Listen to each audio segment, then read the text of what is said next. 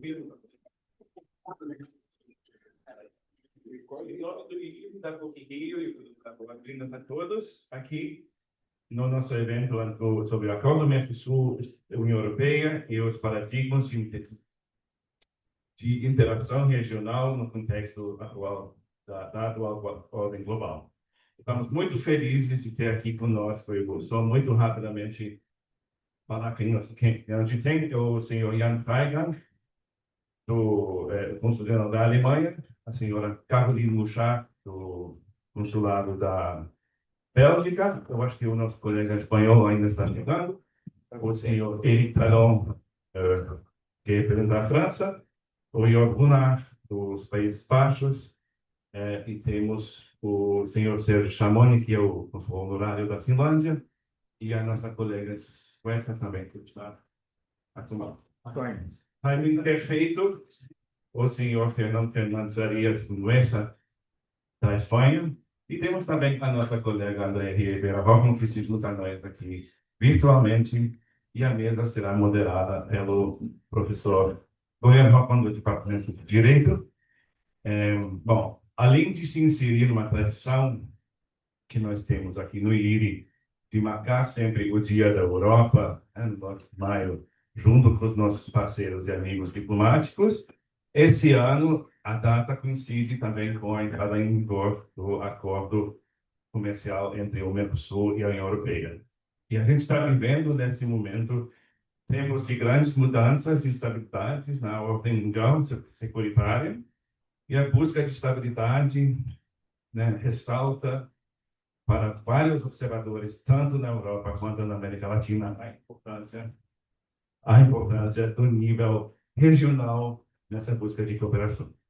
Para a América Latina e o Brasil, numa época de renúncia do papel cooperativo de liderança dos Estados Unidos e do surgimento da China como parceiro comercial sempre mais presente, a Europa ressurge como alternativa para assegurar o crescimento e a liberdade de história no âmbito do comércio. Para a Europa, no mesmo momento, está muito sujeita a um reordenamento de prioridades pela ameaça russa, pela postura norte-americana, pela competição chinesa e por um contexto econômico difícil.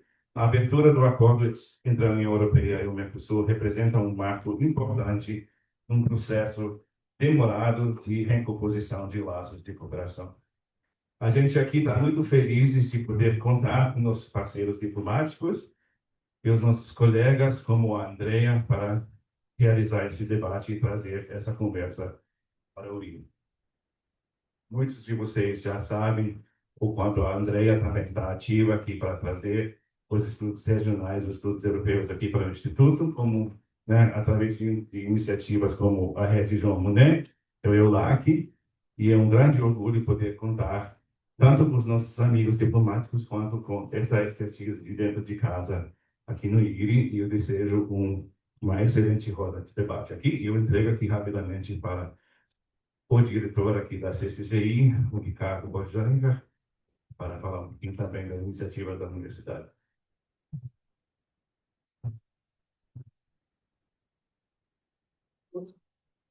Bom dia a todos.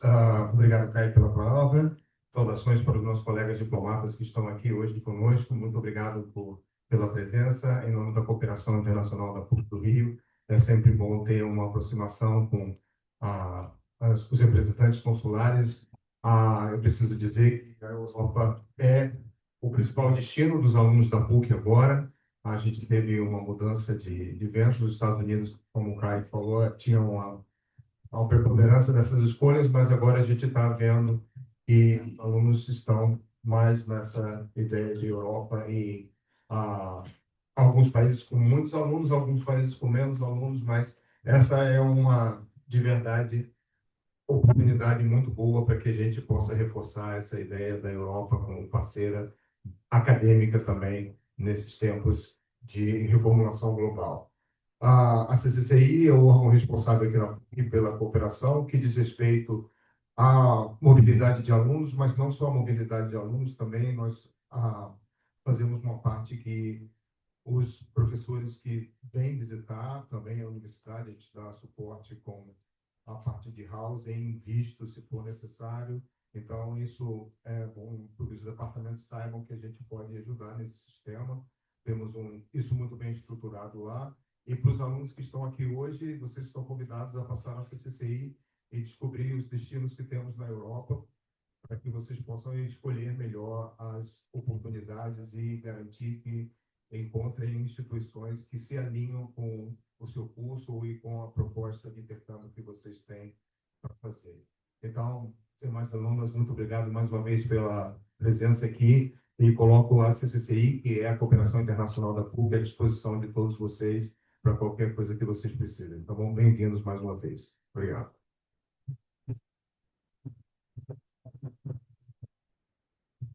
Obrigado, professor Caio. Obrigado, professor Ricardo. Agora, me cabe simplesmente fazer a moderação aqui. Eu sou um substituto da professora Andrea, que ia moderar, mas agora vai entrar como palestrante, apropriadamente falando de Foz do Iguaçu, da Universidade do Mercosul. Então, a gente vai também falar, obviamente, aqui, como o professor Caio já destacou, do acordo União Europeia-Mercosul.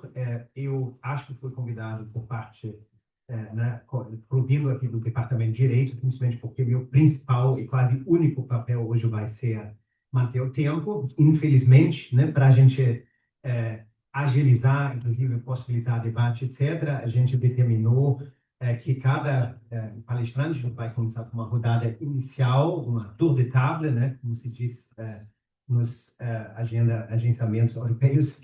A gente vai dar 12 minutos para cada um de vocês, para um opening statement, e depois a gente vai retornar, né? Vocês podem reagir a si mesmo e também vamos justamente entrar no debate aqui com o público, né? Em função disso também, eu vou dispensar a introdução mais precisa. O professor Kai já introduziu, Vossas Excelências, então a gente vai simplesmente começar diretamente com o debate, inicialmente com a própria professora André, que vai agora entrar aqui. E somente queria encerrar esse início da moderação, reforçando o que o professor Kai já destacou. Estamos em tempos, vamos dizer, bem excepcionais, embora isso talvez seja também um debate. Alguns de nós acham que são menos excepcionais do que parecem, mas muitos de nós acham que sim, temos rupturas. E essas rupturas implicam em crise, mas também implicam em oportunidade, né? E certamente, com todas as dificuldades, desafios, contestações que, por exemplo, o acordo União Europeia-Mercosul tem, né? Os debates que, a um certo ponto, continuem. Ele representa uma grande chance também de formas de realinhamento, tanto para o lado América Latina, mas também, eu acho que fortemente para o lado europeu, que, de certa forma, tem sido jogado desde o ano passado numa nova conjuntura que implica a necessidade de uma reorientação muito profunda, né? E a gente vê isso diariamente, né? Inclusive as notícias, né, que mudem diariamente e que nós, vamos dizer, claramente reforcem a ideia de que a dependência, por exemplo, né, de uma rodada agora de negociações a respeito né, do Estreito de Hormuz, etc., afeta o mundo inteiro, né? E isso, obviamente, envia um recado muito forte para a gente repensar essas dependências. Então, eu convido agora Vossas Excelências a nós dar a luz né, das suas experiências, das suas visões aqui, mas, em primeiro lugar, eu convido a professora Andrea a começar. Ok, bom dia, me ouvem bem? Perfeito. Então, bom, eu queria agradecer ao professor Ricardo, professor Caio, professor Florian, né, pela organização do evento, a mediação. E, de fato, eu tive que vir para Foz do Iguaçu para justamente proferir uma aula inaugural também sobre o Acordo União Europeia-Mercosul. Então, acredito que essa ponte entre o nosso debate interno, né, no Brasil, na América Latina, e aqui em Foz do Iguaçu, com a UNILA, né, a Universidade Federal da Integração Latino-Americana, é extremamente importante, eu acho, que manter esse debate também presente aqui. Bom, sobre o acordo União Europeia-Mercosul, eu vou me permitir uma pequena licença poética, porque eu comecei a estudar esse acordo em 1999, quando eu comecei o doutorado. Então, eu tenho que dizer que a conclusão desse acordo não deixou de trazer um certo alívio, um sentimento de conclusão também pessoal, né? Porque a gente estuda esse processo há tantos anos. Mas, enfim, o papel como acadêmica, né, e estudiosa desse próprio acordo, eu acho que é justamente manter esse debate, né, quer dizer, a conclusão do acordo, acho que é o início de um processo, porque dentro desses acordos as próprias negociações continuam, né, não é um final, eu acho que é um início, e é com esse olhar que eu vou trazer alguns comentários, então, né, minha contribuição aqui sobre o significado desse acordo, né, alguns comentários sobre o significado dele no contexto mais amplo e alguns sobre o próprio acordo, enfim, nos seus componentes, né, como ele foi, afinal, concluído. Sobre o significado do acordo na conjuntura atual, na política internacional, eu acho que o professor Florian já trouxe alguns elementos e certamente esse vai retornar, mas eu acho que é importante marcar, né? É um acordo que ele é assinado, né, no contexto de crise do multilateralismo. Então, acho que é um acordo que sempre mostra a disposição, né, de se discutir, negociar, inclusive, né, de respeitar a ideia do Estado de Direito, das regras, ao invés da imposição de medidas unilaterais. E, nesse contexto, talvez só esse elemento já seja um grande passo, né, para além do conteúdo dele. O outro elemento da conjuntura global, que também certamente vai ser trazido, é a própria crise democrática, né? Eu acho que todos os países, eu acho que quase que em exceção, têm passado por desafios democráticos, e eu acho que esse acordo, a conclusão do acordo, também é uma oportunidade de fazer valer os valores compartilhados, que são incessantemente repetidos, né? Praticamente qualquer encontro diplomático, mas também acadêmico entre América Latina e Europa começa com esse elemento, né, de relembrar que esse compartilhamento dos valores democráticos e direitos humanos.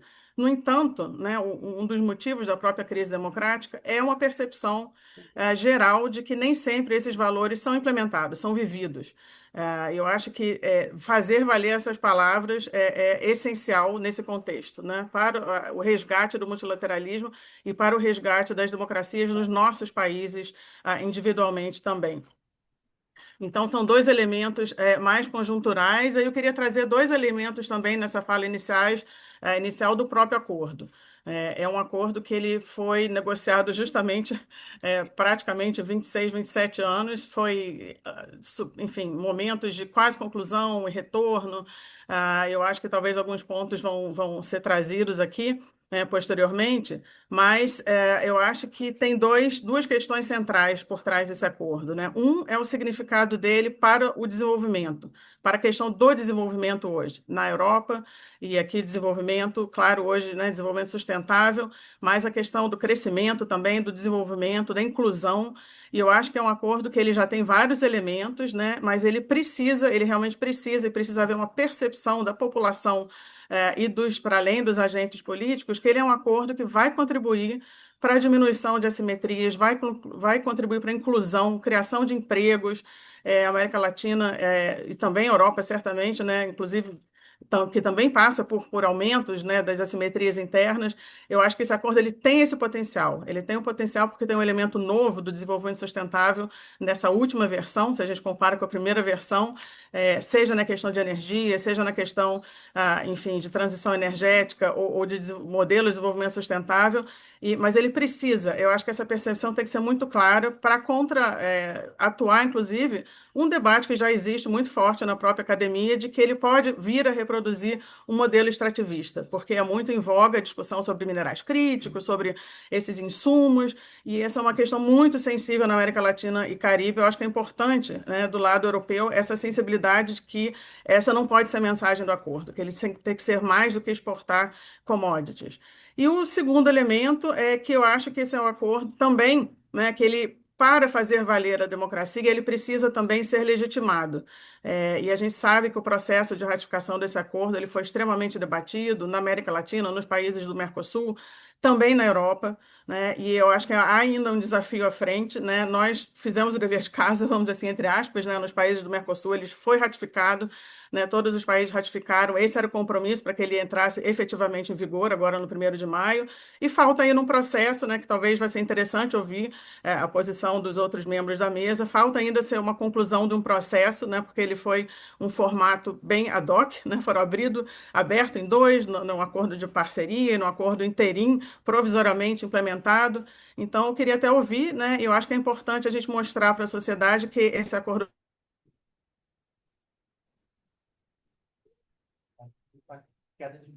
É, eu acho que foi. Quem sabe, intervenções dos Estados Unidos. Mas nada vai nos impedir em continuar a discutir. Então, vamos tentar estabelecer a conexão. Eu acho que foi lá. Mas para a gente tá normal. Para a gente Se tá. for, a gente pode seguir e depois está. Isso. Eu vou falar com ela aqui no. Então, nesse caso, eu poderia dar a próxima palavra para a Caroline Mouchard, justamente da Consulado da Reputação da Bélgica, que também tem atuado aqui como decana informal dos cônsules europeus e que vai... Flória. Formal. Flória. Desculpa, eu acho que eu caí. Eu estava encerrando, então seriam duas palavrinhas realmente para encerrar. Só para dizer que, como eu vinha dizendo, o acordo continua, ele ainda é um processo, ainda é vivo, e nesse sentido, eu queria só concluir falando que a partir da universidade, né, do nosso lugar aqui como acadêmicos, o que nós temos que fazer e temos buscado fazer é debater esse acordo, estudá-lo, e para isso, claro, a gente é extremamente grato de ter o apoio da própria União Europeia, né, através dos projetos de Monnet. Temos estudantes, inclusive, que estão sentados aí assistindo, estudando o acordo, estudando todos esses elementos. Então, enfim, eu gostaria simplesmente de encerrar, né, querendo ouvir também o posicionamento, enfim, as colocações dos senhores. Muito obrigada.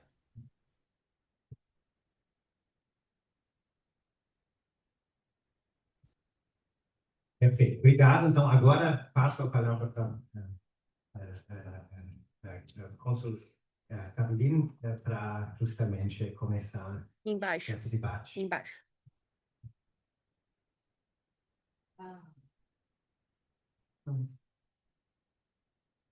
Bom dia a todas e todos. Recebi o papel difícil de começar este debate.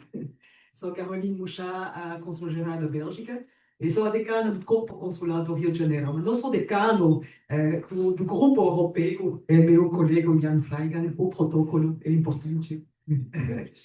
Bom dia, e gostaria de começar mostrando a vocês um mapa, não sei se é possível, porque acho que uma representação visual é sempre útil. É lindo, mas não é meu. Então, é uma comparação entre o Brasil e a União Europeia em termos de tamanho e população. Isso, quando sobreponho o mapa do Brasil ao da Europa, e me refiro ao continente europeu, não só à União Europeia, e ficamos impressionados com a imensidão do Brasil, que tem o dobro do tamanho da União Europeia. E, por outro lado, quando falamos da população, percebemos que a população da União Europeia, com 450 milhões de habitantes, é mais do que o dobro do Brasil, que conta com 213 milhões de habitantes, mais ou menos. Mas, portanto, o Brasil e a União Europeia, juntos, somam, na verdade, mais de 660 milhões de habitantes, o que é significativo. Isso a Bélgica tem o tamanho do estado brasileiro de Sergipe, mais ou menos, você vê a Bélgica lá no mapa. É um país pequeno em termos da área, com uma população de 11 milhões,5 habitantes.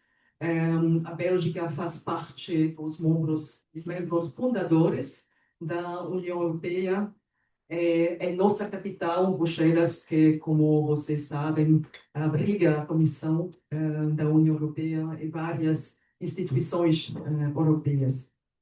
Mas o tema do debate de hoje é o acordo EU-Mercosul, mas também o quadro mais geral, mais amplo da integração regional, das relações internacionais neste mundo em plena transformação, em plena ruptura, né, dizem alguns. E olhando para este mapa, vocês veem que a Bélgica, assim como outros países da União Europeia e outros países do mundo, é um país pequeno. E faz parte dos pequenos países que sabem perfeitamente que eles não poderão se defender sozinhos. A Bélgica não é uma potência militar, não é uma potência econômica. Nós precisamos de 85% de nosso PIB é gerado pelas nossas exportações. Então, precisamos de mercados. E nossa prosperidade, na verdade, repousa sobre regras comerciais estáveis. Nossa segurança repousa sobre alianças estáveis. E nossa soberania repousa sobre um direito internacional respeitado. E quando vemos surgir uma nova visão do mundo, onde o direito é às vezes uma ilusão e onde apenas o poder conta, essa visão é ameaçadora para um país como a Bélgica, que prosperou graças a uma ordem internacional baseada em regras. E como reagir?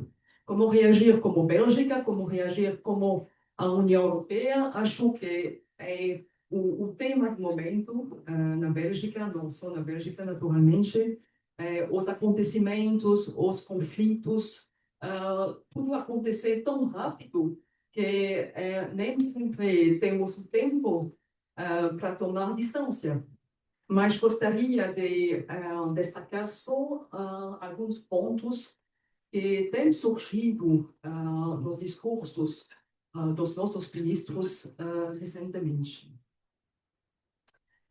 O primeiro ponto, acho que é importante, e a professora Andrea já falou sobre isso, é que precisamos continuar a defender nossos valores.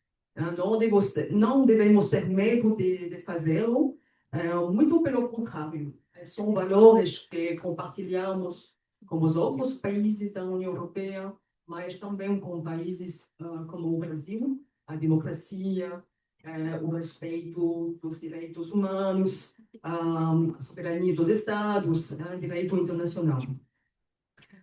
O segundo ponto, para nós, Bélgica, nosso futuro é a Europa.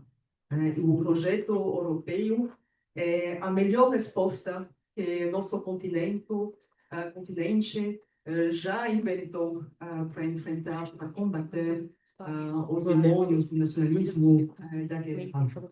E são muitas coisas que estão indo bem na União Europeia, e vocês veem que há muitos países que querem fazer parte da União Europeia, nos Balcãs, no Cáucaso do Sul, na Europa Oriental. Por quê? Porque temos valores sólidos, porque respeitamos direitos humanos, porque estamos democracias. Mas, na verdade, há muitas coisas que poderíamos fazer melhor. E o que estamos vivendo é um alerta, é um wake-up call, como se chama. Precisamos fortalecer nossa defesa comum, nossa segurança econômica, nossa segurança energética. Precisamos investir mais na educação, na inovação também.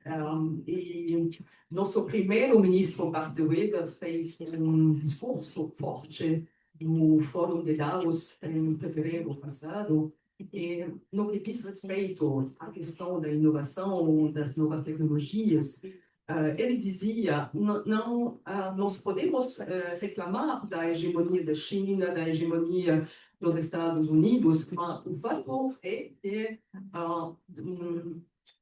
somos dependentes de tecnologias que não possuímos e que não controlamos. Só precisamos fazer também o nosso dever de casa e precisamos para desenvolver mais alguns assuntos para ser relevantes e continuar atuando no cenário internacional. Um terceiro ponto também é que precisamos reforçar nossa unidade. Não é fácil, somos 27 países diferentes, com uma história recente diferentes, mas para enfrentar essas grandes potências que querem dizer suas regras, é preciso formar uma frente unida e defender nossos interesses. E um quarto ponto, e este é meu último ponto, para enfrentar todos esses desafios, a União Europeia deve construir coalizões, alianças que funcionem, e caso a caso, com parceiros que compartilhem valores suficientes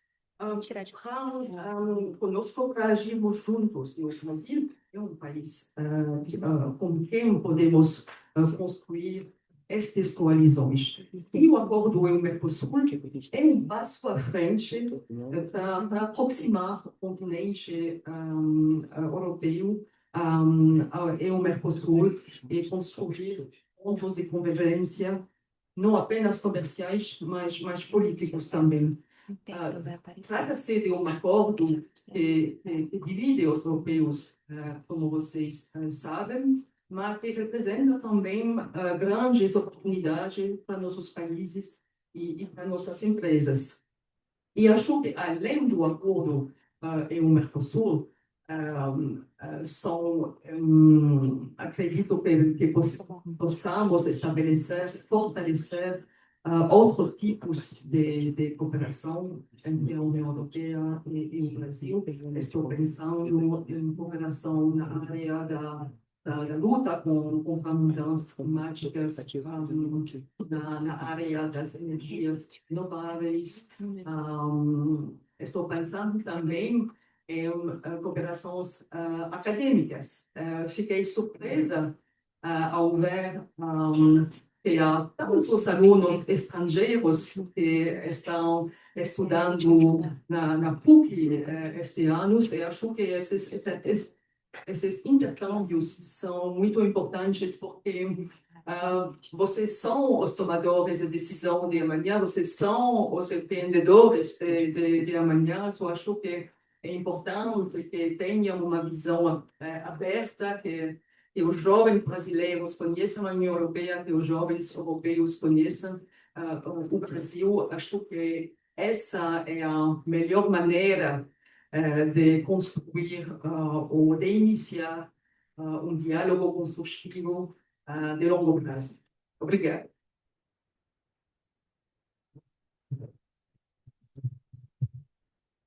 Muito obrigado.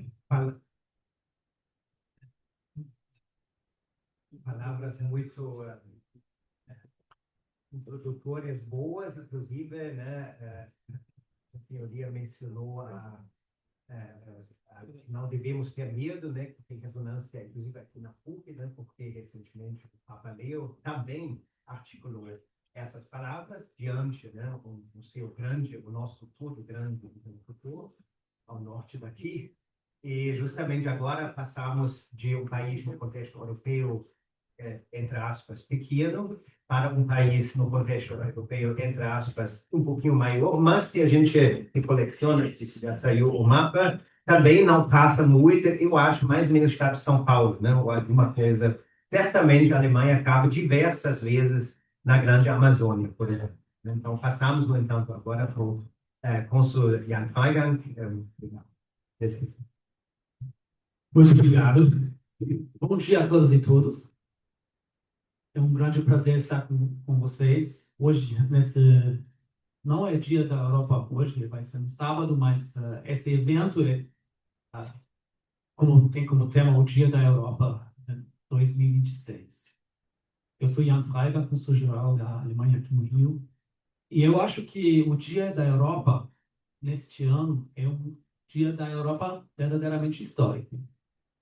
Primeiramente, porque, como já foi falado, acabamos de ver entrar em vigor um acordo histórico, que é o acordo comercial entre a União Europeia e o Mercosul, que é talvez talvez seja muito mais de um acordo comercial, como já foi falado. Mas eu não quero repetir aqui muito da minha fala sobre esse acordo. Podemos falar mais depois, se vocês quiserem. Eu quero concentrar também sobre a questão e tem que ver também com o acordo, né? Qual é o paradigma de integração regional da União Europeia e, sobretudo, qual deve ser o paradigma da integração regional no presente e no futuro. E eu queria compartilhar com vocês um pouco o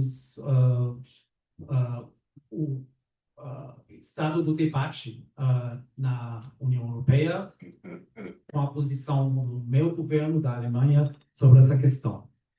Então, por que uma data histórica? Porque estamos num ponto de inflexão, e eu acho que a história vai julgar um dia se o paradigma de integração da União Europeia esteve à altura de lidar com os desafios do século XXI.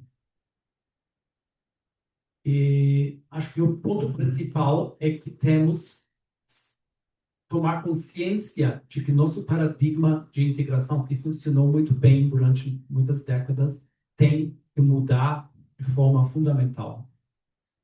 Precisamos de determinação e coragem para fazer isso, como tiveram os fundadores, né, da comunidade europeia, da União Europeia, há mais de 75 anos. Por quê? Porque é necessário adaptar a União Europeia às realidades do contexto global, que, se gostamos dessas realidades ou não, precisamos de mudanças, porque a ordem mundial está se reconfigurando. Não sei se vocês conhecem o filme célebre do diretor italiano Luchino Visconti, O Pardo. Tem uma frase muito célebre nesse filme que é mais ou menos: para que tudo permaneça igual, é necessário que tudo mude.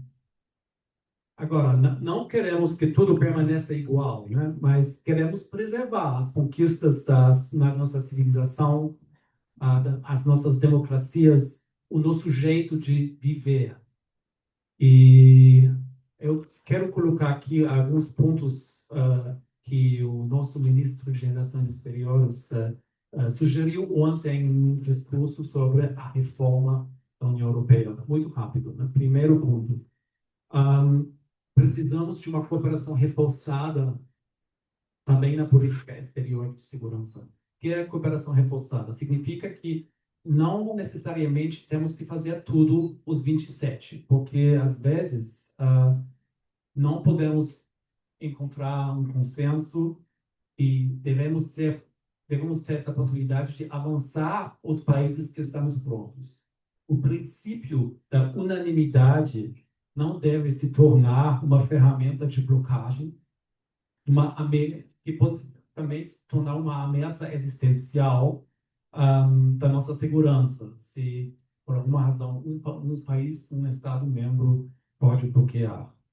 A União Europeia deve ser mais ágil e mais pragmática.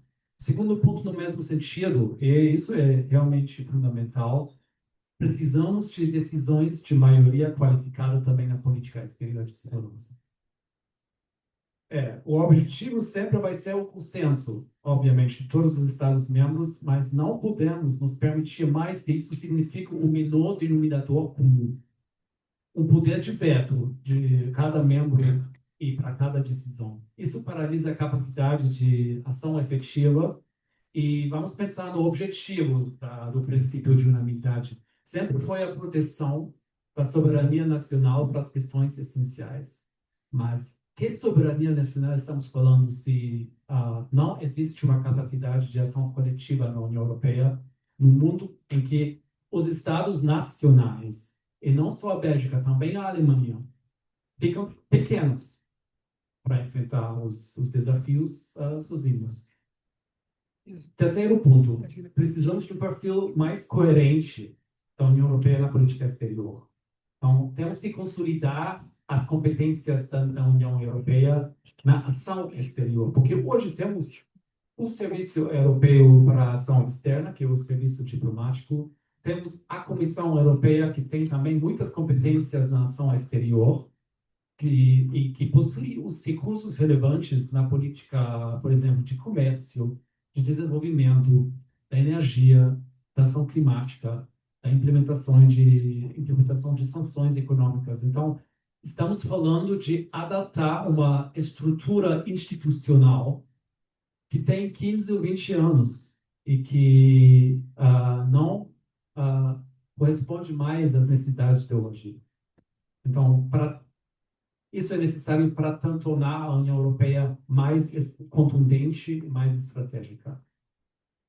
Quarto ponto é a questão do Estado de Direito. Esse é um valor fundamental da nossa União e não podemos tolerar Estados-membros que, de propósito, violam os princípios fundamentais da nossa União.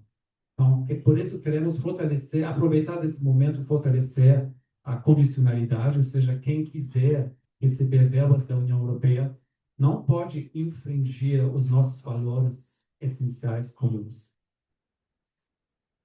Quinto ponto, temos que preservar a capacidade institucional numa união com mais membros.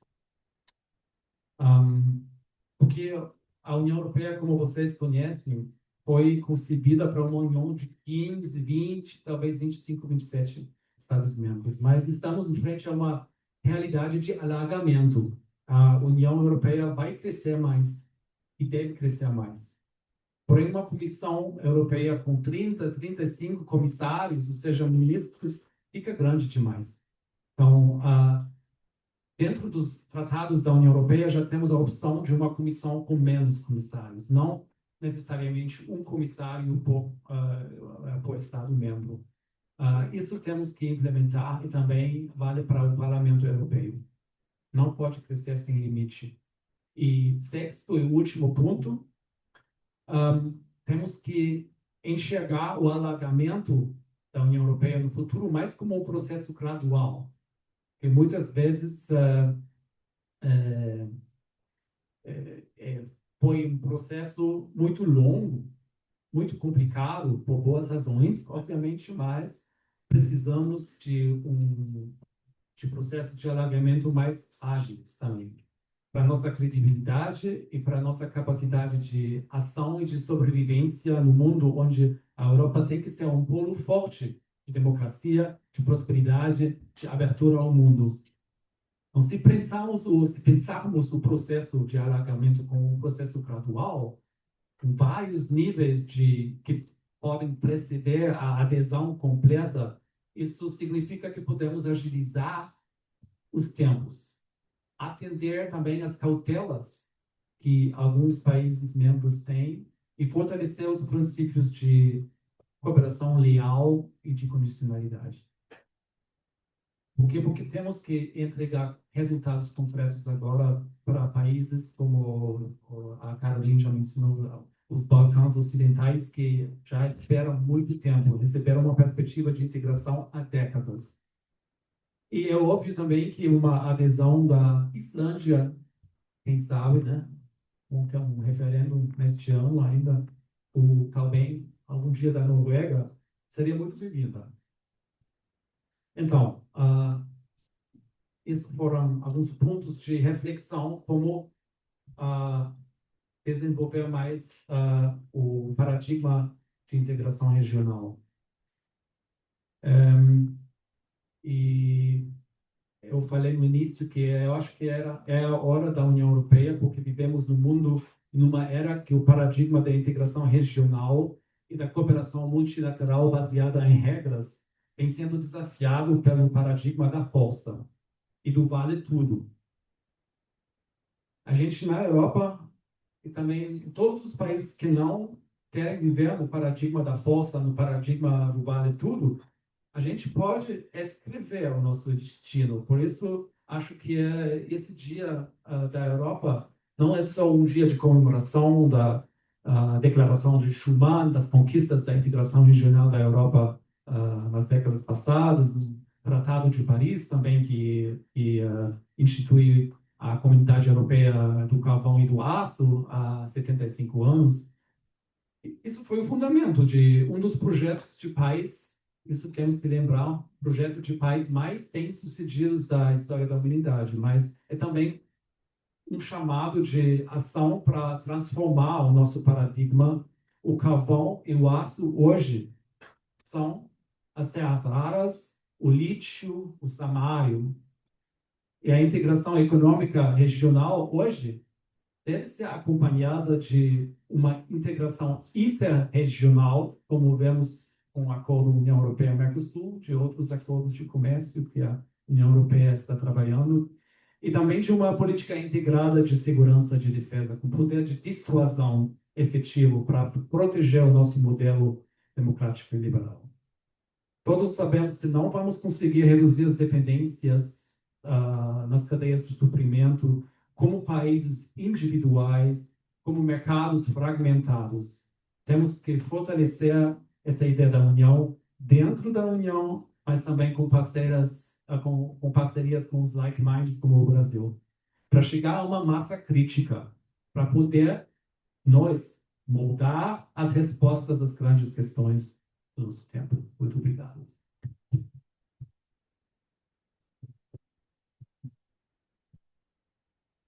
Muito obrigado, Conselheiro Freigang. Então, né, aqui foi também mencionado implicitamente, né, como o famoso, assim chamado elefante branco na sala, o fato, obviamente, que por um lado temos aqui um bloco, voltando aqui à lógica, ao horizonte geral do acordo do Mercosul, a gente tem um bloco que já tem uma governança supranacional, embora desafiada agora, passando por esses desafios particulares diante da conjuntura, mas no outro lado, né, temos justamente esse desafio também de constituir um bloco que realmente se entende como bloco e desenvolve instituições regionais que conseguem também agir diante do parceiro europeu, mas também conjuntamente com esse parceiro europeu, diante de outros atores, né? Isso eu acho que para vir, isso é o grande tema que também tem que ser eventualmente abordado, porque no momento o Mercosul são mais praticamente os seus Estados-membros do que realmente uma posição unificada que poderia, semelhantemente à União Europeia, se projetar para o resto do mundo. De qualquer forma, agora eu passo a palavra para o outro país grande da União Europeia, que também, no entanto, provavelmente cabe algumas vezes na Amazônia, o Conselheiro-Geral da França, Monsieur Éric Falon. Muito obrigado. Estamos discutindo da Amazônia com Guiana, então é importante para isso. Bom dia a todas e todos. Eu sou Éric Falon, o Conselheiro-Geral da França aqui no Rio.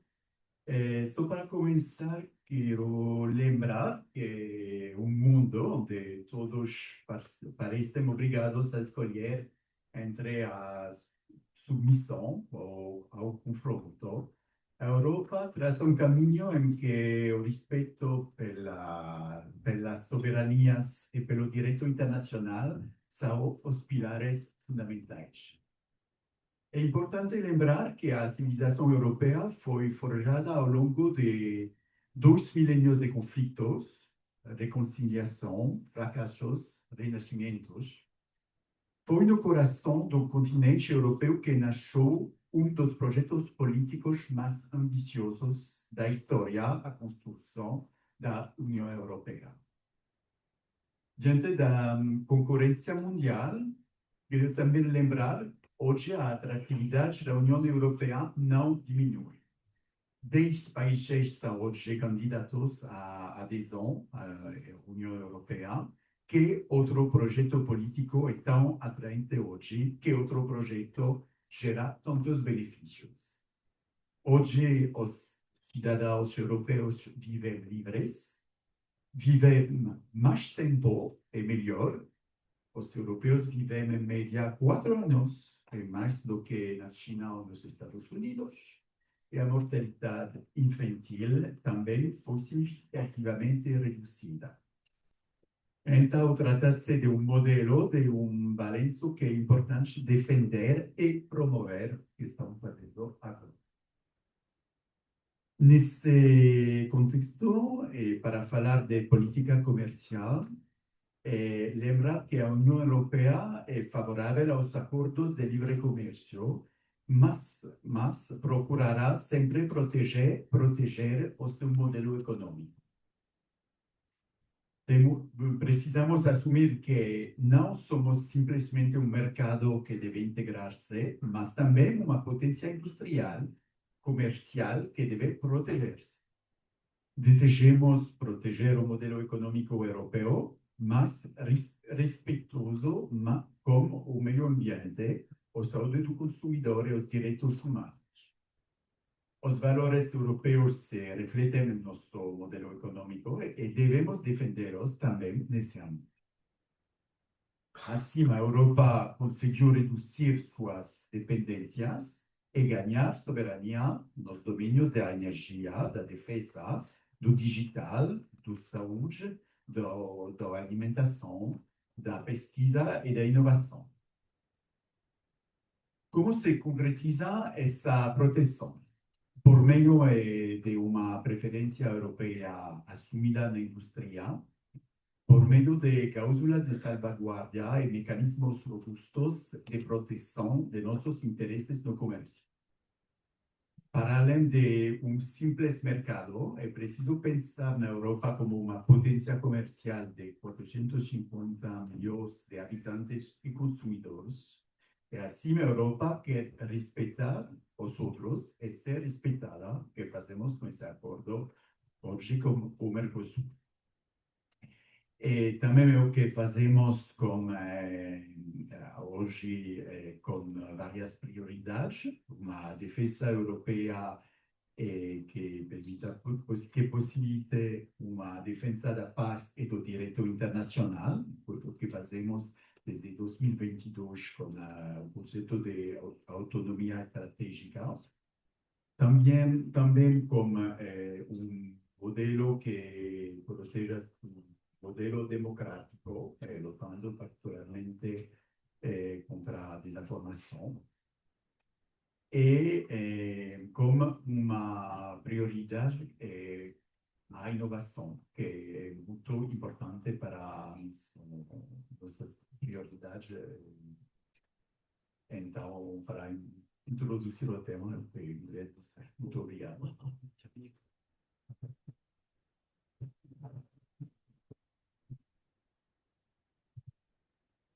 Obrigado também. Então, a gente também entende que integração regional é bom para a saúde. Então, a gente tem que investir nisso, né? E muito mais nossos indicadores estão melhorando na medida em que cresce a unidade. Agora eu passo a palavra para o Consul-Geral dos Países Baixos, ou para o CUNA. De novo, seria considerado no contexto europeu um país menor, né? Mas ao mesmo tempo, justamente como a Consul já destacou no histórico europeu, certamente, justamente esses países ditos, entre aspas, pequenos, têm sido muitas vezes os motores da unificação de uma certa visão de que precisa-se ter um entendimento entre os grandes e seus menores. E, de novo, se a gente projeta essa ideia para a América Latina, eu acho que é algo que é para considerar. Com certeza, dado que temos Brasil, o gigante, e os seus vizinhos dentro dessa configuração do Mercosul. Por favor. Muito obrigado. Outra vez, bom dia a todos e todas. Agradeço aos meus colegas e, ao mesmo tempo, é um pouco um desafio de evitar repetir o que foi dito pelas colegas já. Eu queria enfocar um pouco em 3 partes. Primeiro, Países Baixos e Brasil, um pouco o ângulo bilateral. Depois também Países Baixos dentro da União Europeia e a importância da União Europeia para Países Baixos. E União Europeia e Brasil. Como já foi dito, sabem que a União Europeia tem 27 Estados-membros. O Brasil tem muitos estados. Cada estado, cada país-membro tem próprias características. E, às vezes, dentro da unidade, também tem uma certa competência. Mas, afinal, estamos convencidos que é a união que faz a força. Já foi dito, Holanda, Países Baixos, é relativamente pequeno, né? O Brasil tem mais que 200 vezes mais que a superfície da Holanda, mas, ao mesmo tempo, uma indicação é que o PIB, o Brasil tem 2.2 bilhões de dólares americanos e é um pouco mais que 2 vezes a Holanda. Então, pequeno país, mas grande economia. Países Baixos tem uma das economias mais abertas e mais produtivas no mundo. E esta também é graças à nossa cooperação e por isso necessitamos muito a União Europeia com livre comércio. Nós aqui no Brasil trabalhamos muito na nossa rede diplomática de outras missões diplomáticas holandesas, claro que a Embaixada na Brasília, Consulado-Geral em São Paulo, nós aqui, mais 2 outras oficinas. E trabalhamos em muitas áreas, política, econômica, cultura, direitos humanos, clima. Mas tem um grande enfoque, e esta também para nós foi uma das razões principais de ter vantagens de fazer parte da União Europeia, é a parte econômica. Buscamos muito aonde nós, como Estado europeu, podemos ter colaborações e parcerias estratégicas dentro do Brasil. Historicamente, o conhecimento e a experiência e as empresas holandesas que temos a oferecer tem muito a ver com a nossa posição geográfica. Como talvez sabem, mas não se assustam, quase 25% do nosso país se encontra por debaixo do mar. Se você chega no aeroporto de Schiphol, quase 4 metros por abaixo do mar. Então, temos uma grande experiência na área de gestão da água. Nos enchentes em Porto Alegre, faz 2 anos, tínhamos uma oportunidade de ajudar com o conhecimento de gestão da água. Tem muitos exemplos mais, mas não vou entrar em detalhes. Então, esta é uma das áreas prioritárias, onde nós, junto com outros parceiros europeus, vamos tentar estas parcerias estratégicas. Além da área de gestão da água, temos muito conhecimento e um ponto forte na agroeconomia, conhecimento de inovação na área agrícola. Temos uma das universidades mais respeitadas no mundo em Wageningen, nesta área. Também trabalhamos muito na área logística, com portos. Temos o Porto de Rotterdam, que também é de grande importância, não somente para o nosso país, mas muitos outros Estados-membros da Europa. Então, conhecimento de gestão de portos é outro elemento onde trabalhamos muito junto. Muito importante hoje em dia é a área de transição energética. E aí, eu acho que também é um bom exemplo onde Estados-membros se juntam. Temos uma parceria forte entre Holanda, Porto de Rotterdam, Porto de Duisburgo, em Alemanha, para desenvolver um corredor de energia verde com o Porto de Pecém, no norte do Brasil. Trata especificamente sobre hidrogênio verde. E é um grande interesse não só do nosso país, mas para muitas partes da União Europeia. Então, eu falei já mais que necessário sobre o lado bilateral, mas como Bélgica, Holanda é um dos países fundadores o que hoje em dia é a União Europeia. E a União Europeia é sumamente importante para nosso país, sendo geograficamente o peso não é tão grande. Então, necessitamos estas parcerias. Em área econômica, já foi falado, mas a importância para temas de segurança, para manter o sistema internacional de direitos, para nós é uma questão de sobreviver neste mundo. Eu não quero repetir, então eu vou saltar algumas partes, mas União Europeia e Brasil, já historicamente, eu acho que o peso da relação da União Europeia em termos de comércio, em termos de investimentos, somos o segundo parceiro comercial do Brasil, e quase a metade da inversão estrangeira direta no Brasil vem da União Europeia. E nosso país, Holanda, é um grande contribuidor nesta área. Também uma grande parte da exportação do Brasil vai à União Europeia. Parte muito importante passa pelo Porto de Roterdão. E hoje consideramos que o acordo Mercosul-União Europeia consideramos muito importante no contexto geopolítico atual, por as razões já mencionadas pelos colegas. Defendemos valores, Estado de Direito Internacional, direitos humanos. Temos que combater a forte tendência no mundo de ter mais e mais autocracias. Então, para nós, este é um fator crucial também de fortalecer a nossa parceria como países europeus com o Brasil.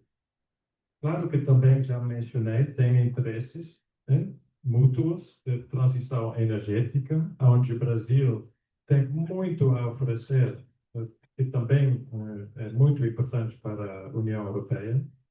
Então, esta parceria comercial é crucial para nós e pensamos também para o Brasil. E é por ser um parceiro comercial, mas também fonte de tecnologia e capital. Também pensamos que a Europa é um aliado estratégico na ordem mundial multipolar. E como talvez sabem, nosso país também tem, como o Bruxelas tem muitas instituições europeias. Na Haia se encontram vários tribunais, a Corte Internacional de Justiça. Então, esta também, para nós, é crucial de continuar a lutar juntos com os países europeus e Brasil para manter esta ordem internacional. Eu acho que tem muito mais a dizer, mas melhor deixar tempo para conversar com vocês. Então, muito obrigado e passo a palavra ao colega da Espanha. Muito obrigado. Gente, então, foram mencionados valores, né? Outro dilema que, entre outro, Brasil também enfrenta, tanto no âmbito do Mercosul, balançar e equilibrar valores com interesses econômicos, políticos, mas também, por exemplo, no contexto BRIC, que talvez aqui o Brasil tem um papel destacado em relação a ser, talvez, no âmbito BRICS, a única democracia real, constitucional que ainda existe nesse contexto, e aí esse debate entre valores e interesses. Então, passo agora a palavra para o Cônsul-Geral da Espanha, senhor Fernando Fernandes Arias, que pediu poder falar em inglês. Muito obrigado. Sou Fernando Fernandes Arias, Cônsul-Geral da Espanha. Estou no Brasil só há alguns meses, não falo português bem. Posso falar inglês? Sim? Thank you very much. So I will speak in English. Thank you so much for understanding. We're celebrating today the agreement between the EU, the coming to force of the agreement between the European Union and Mercosur. My country, Spain, was always in favor of this agreement. We tried to make a push for it during the Spanish EU presidency during the second semester of 2023. We managed to get a summit between the EU and CELAC because we are also great believers in regional integration. But unfortunately, we did not manage to come to terms with, an adoption of the agreement. But we have now, and all's well that ends well, as Shakespeare wrote. But I want to talk to you about something that has been mentioned many times, mostly by Professor Andrea, which is what unites Europe and Latin America, which is the values. I wish I had brought them up, and I could show you with the map what I mean. In the agreement between the EU and Mercosur, there are 3 normative clauses, and these clauses, if there's an infringement upon those clauses with one of the member states on both sides, of course, the agreement could be cancelled. First one is respect for democracy. The second one is labor rights. And there's a reference to the norms of the International Labour Organization, which is the oldest of the world organizations. And there's a third reference to environmental sustainability with a concrete and express reference to the Paris agreements and the emissions at top. This is in the agreement, and this is at the very basis of the agreement between the European Union and Mercosur. But the shared values between both continents, if I may say so, go well beyond that. There's stronger, much stronger value. And this is not just something rhetorical that we say, oh yes, we share the same values. No. If you look at the map that I don't have, you can see that in many areas, when it comes to values, when it comes to respect for democracy and human rights, it is Latin America and Europe that share those values, the 2 continents that share those values most quickly. First of all, representative democracy, free elections, political pluralism. This is something that binds together. And this is not the case in the rest of the world, or in most places in the rest of the world. If you think about it, in other regions of the world, democracy is not the preferred form of government. The professor was referring to the BRICS and the fact that Brazil is, of all the BRICS, the only one that can boast a proper and fully democratic system, constitutional system. Number 2 is human rights and rule of law. Here I'm biased because, I have spent more than half of my career working at the United Nations in multilateral affairs, and mostly when it comes to human rights. But both continents are the only continents in the world, Europe and Latin America, that have a supranational mechanism for making sure that we respect human rights. We have the European Court of Human Rights in Strasbourg, and Latin America, or the whole of the American continent, or most of the American continent, has the Inter-American Court of Human Rights in San Jose, in Costa Rica. Number 3 is the respect for multilateralism and for international cooperation. Both Latin American countries, Brazil at the helm, and the European Union, we respect and we want a rules-based order. We do not want unilateralism. We don't want a bipolar world. We want all the decisions to be taken. We want an order, a world order that is based on rules that have been agreed by the international community, namely the United Nations. But we also have mechanisms for regional integration. The EU, as has been mentioned, is perhaps the most perfected, not perfect, but perfected example of regional integration. Here in Latin America, you have CELAC, and you have, of course, Mercosur, which is what we're talking about today. And finally, the 4th aspect is social justice and cohesion. This is something that no one else in the world talks about. But we in Europe, you in Latin America, in both continents, we try to combine the market economic forces with protective social policies. In Europe, we have developed throughout the decades a strong welfare state, which is, questioned mostly because of financial problems right now. But we have built this welfare state, and here in Latin America, you have put together a very, very interesting and strong policies of inclusion, and in order to reduce inequalities and fight inequalities at all levels. As I was mentioning, I spent half my career at the United Nations in the field of human rights, and here's where I wanted to show you a map. If you look at certain things, you can see how similar Europe and Latin America are. In 1990, it was Latin America, the group GRULAC, which is as it's known in the United Nations, and the European Union, who pushed for the Convention of the Rights of the Child, which is one of the ones that has been ratified by most countries. It was a revolution in the world of human rights. And every single year at the United Nations, both at the Human Rights Council in Geneva and the General Assembly in New York, both the group of Latin American countries and the European Union put forward a joint resolution on the rights of children, of boys and girls, etc. It is a text that we work together every single year.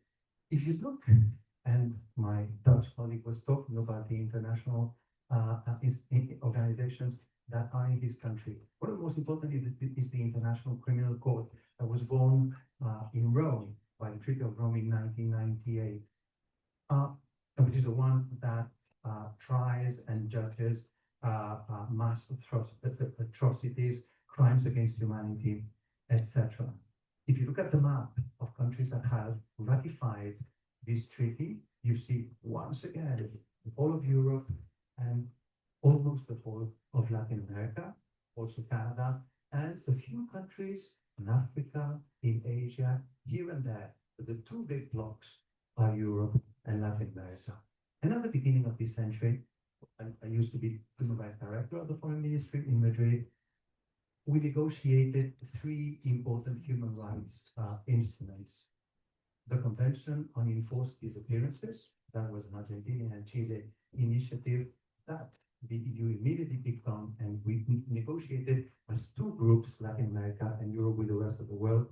The Convention on the Rights of People with Disabilities, which is the first human rights treaty of the 21st century, or the Declaration of Rights of the Indigenous People. Brazil was very much at the helm of that negotiation. Again, like the Mercosur EU agreement, it took more than 20 years to have that adopted, in this case at the United Nations.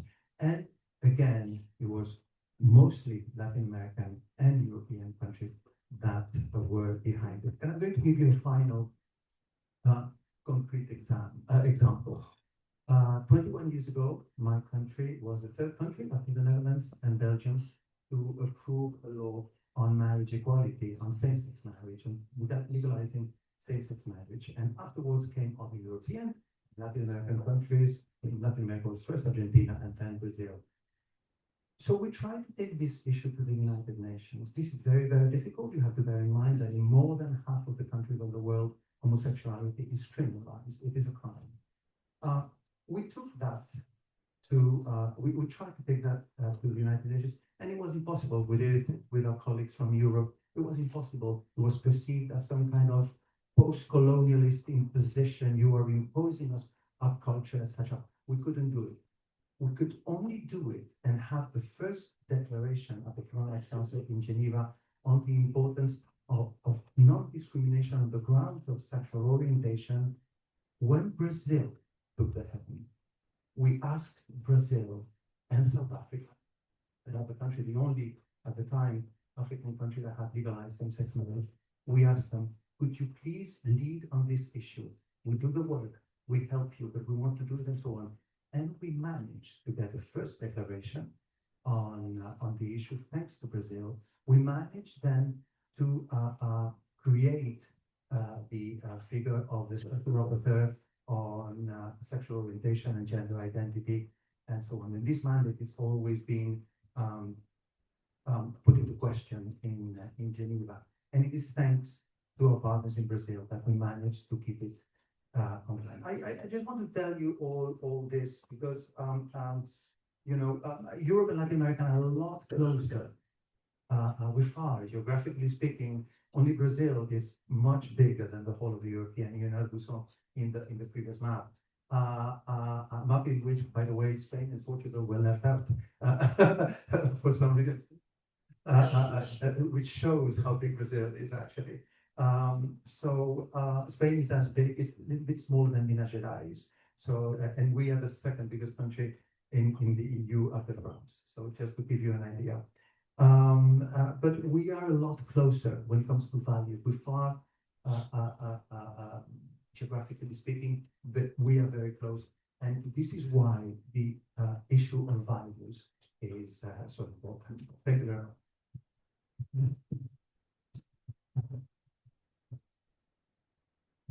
Muito obrigado. Seu cônsul, justamente, eu acho que não precisa acrescentar muita coisa. Direitos humanos, sobretudo hoje, inclusive não mais tanto nas Américas, mas principalmente a América do Sul e a União Europeia, que são aqui os parceiros naturais, já que outros mais ao norte, excetuando aqui Canadá, obviamente, estão cada vez mais opting out.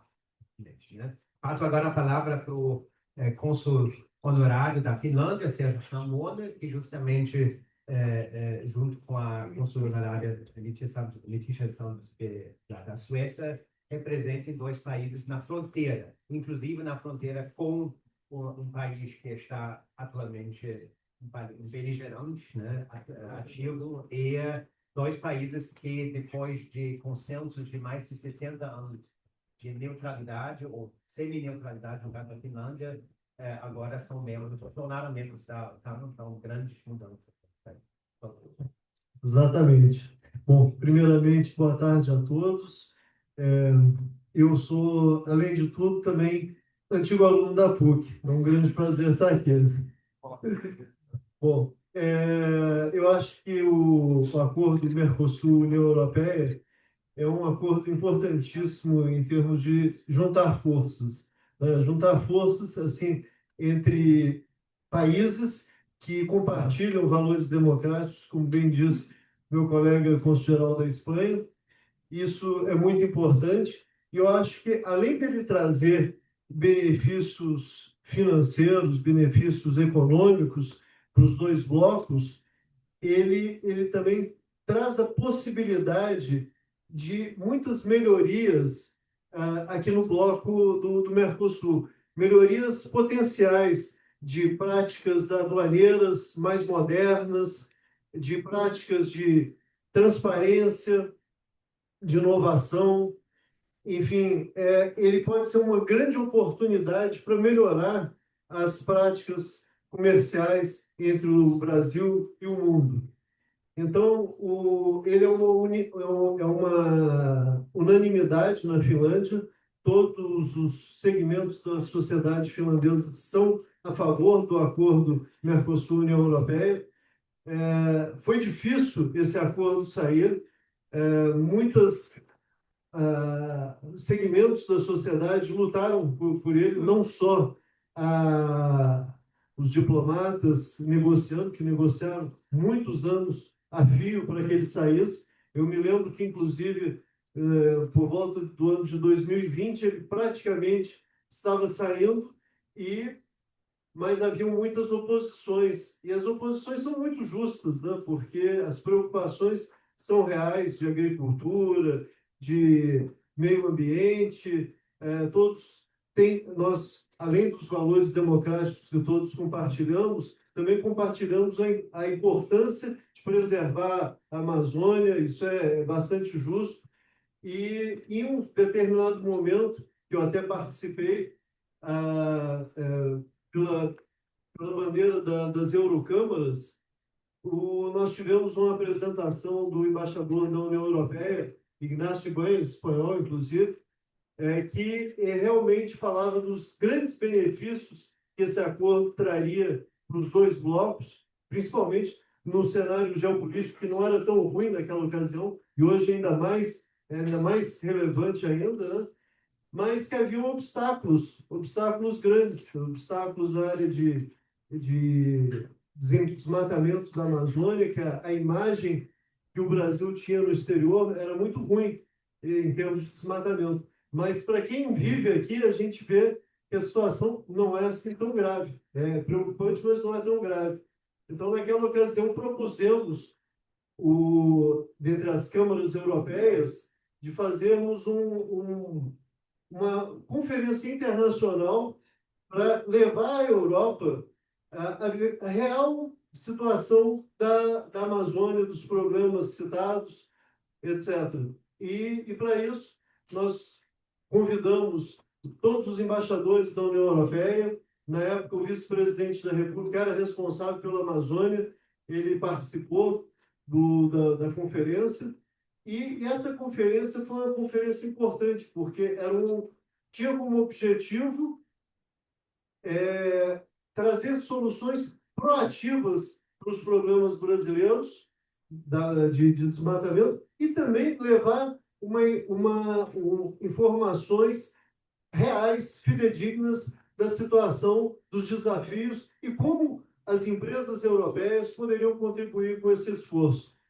Isso foi um grande sucesso, foi uma conferência chamada Amazônia em Loco, que precedeu a COP, foi em Belém, justamente para que os visitantes estrangeiros, os embaixadores, pudessem ver a Amazônia, conhecer as dimensões da Amazônia e com isso, pudemos, de uma certa forma, contribuir. Essa conferência ela foi traduzida oficialmente, a carta da conferência foi traduzida oficialmente pela União Europeia e foi levada a Ursula von der Leyen, Charles Michel, vários chefes de Estado, e, de uma certa forma, a comunidade empresarial também apoiou esse esforço. Então, eu espero que realmente aproveitemos isso. O Brasil é muito visto como um exportador de commodities. O Brasil tem que aproveitar, o Brasil, os países do Mercosul, a exportar outros tipos de produtos. A Embraer foi um grande exemplo. A Embraer, a Finlândia foi o segundo país da Europa a comprar aviões da Embraer, isso no início dos anos 80. Primeiro foi a França, né? E após as primeiras compras, a Embraer não só deslanchou na Europa, como deslanchou no mundo. Então, existem exemplos de sucesso também do ponto de vista de exportação de produtos de alto valor agregado, e o Brasil tem que aproveitar essa oportunidade, o Brasil e os outros países do Mercosul, para atrair investimentos e também melhorar suas instituições, todo o bloco, segurança jurídica, transparência, práticas aduaneiras, para realmente aproveitar essa oportunidade. Enfim, é isso. Muito obrigado.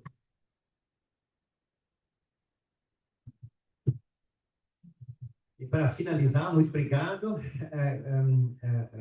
Então, chamou, a gente vai agora, very much not last but not least, justamente, concluir com a Suécia, com a consul honorária de Letícia Santos, que justamente vai concluir essa primeira rodada e nós deixar um pouquinho de tempo, pelo menos, para perguntas mais gerais. Por favor.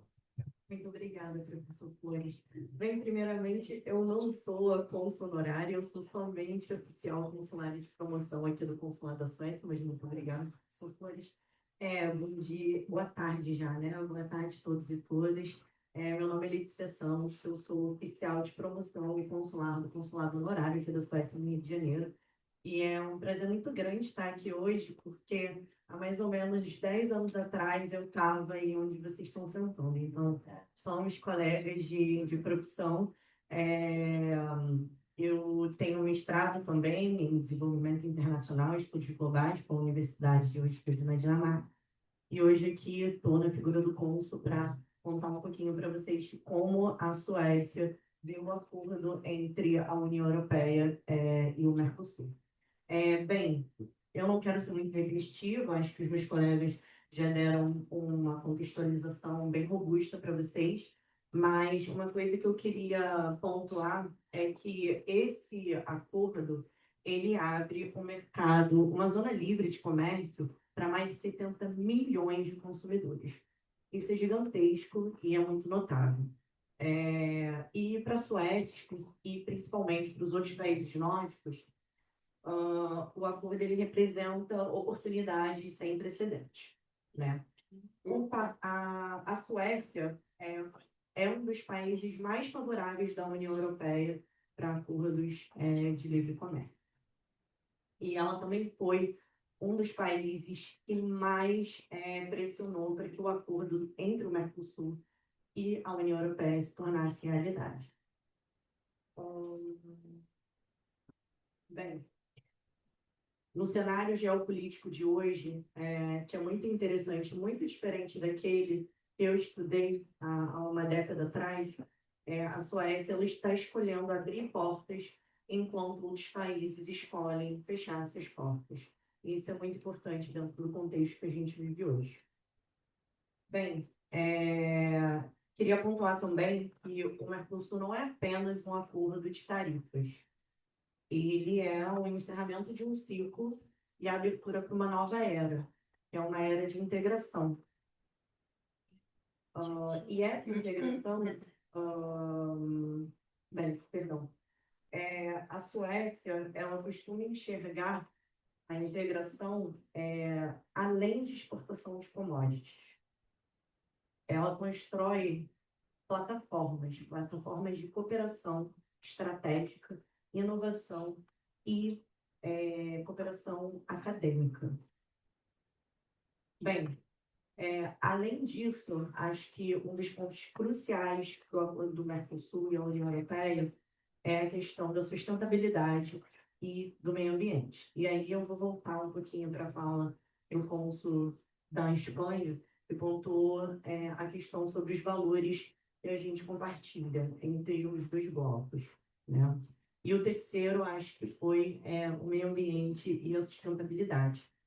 E para isso, eu vou citar algumas falas da embaixadora do Brasil na Suécia, a senhora Karen Wallenstein, sobre uma perspectiva bem pragmática com as preocupações acerca de sustentabilidade e o acordo. Na Suécia, o consumidor ele é bem politizado e ele é bem crítico em relação ao que ele traz para a mesa. Então, existe uma demanda real e legítima para garantir que esses produtos eles sejam de origem de áreas que não tenham um desmatamento ilegal. E essa é uma mentalidade, um valor que a gente espera que, junto com o bloco, a gente possa trazer para o Brasil. A embaixadora reconhece essa preocupação e ela faz um esclarecimento vital, né?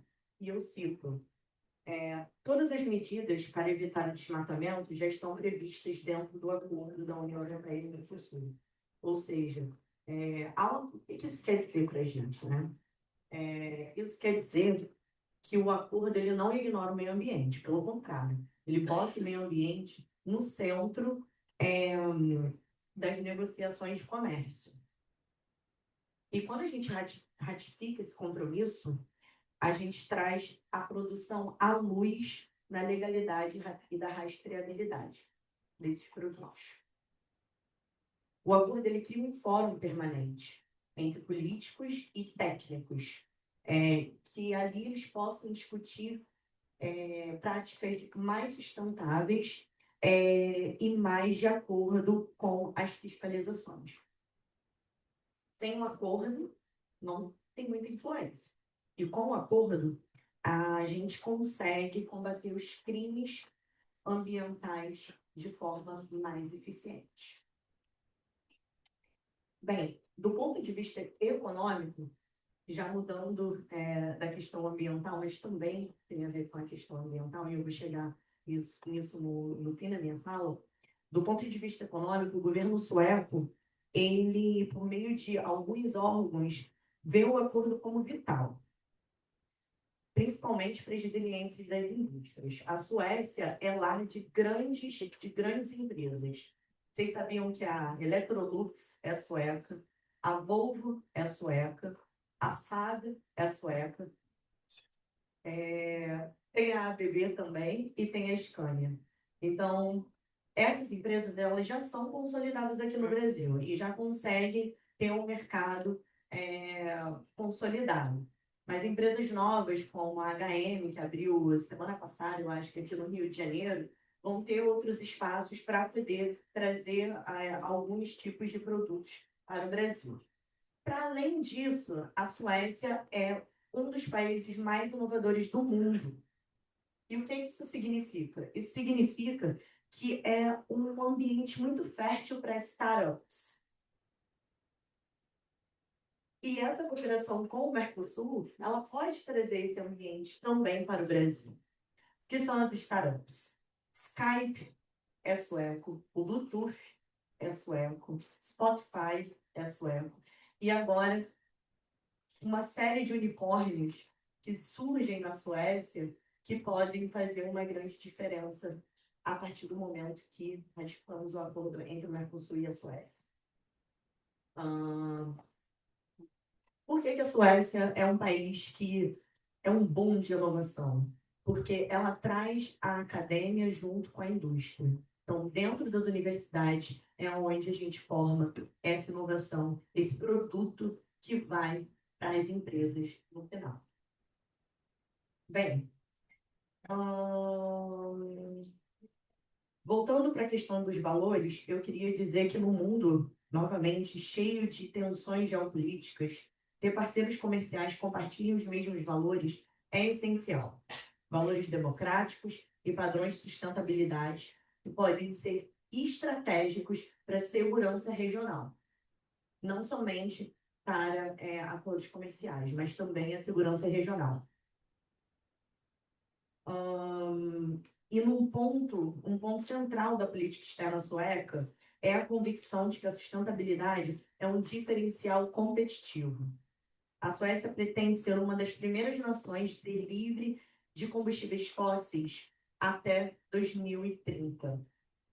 E essa mentalidade é o que exportamos com o acordo do Mercosul. Isso cria um incentivo econômico.